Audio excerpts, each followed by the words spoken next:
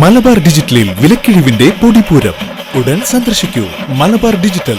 Electronics, furniture, home appliances, mobile phone, laptop, computer and accessories.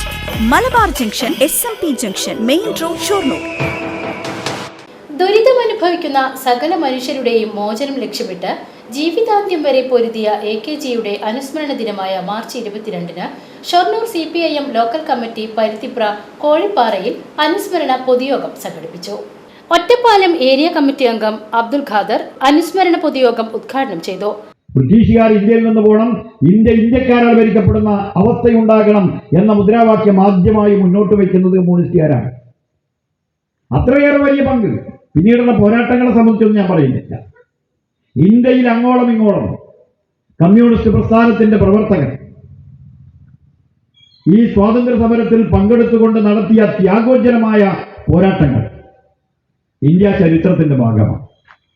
അങ്ങനെ നടന്ന സ്വാതന്ത്ര്യ സമരം, ആ സ്വാതന്ത്ര്യ സമരത്തിന് ശേഷം ഇന്ത്യ സ്വതന്ത്രമായപ്പോൾ കോൺഗ്രസ് അധികാരത്തിൽ വന്നു.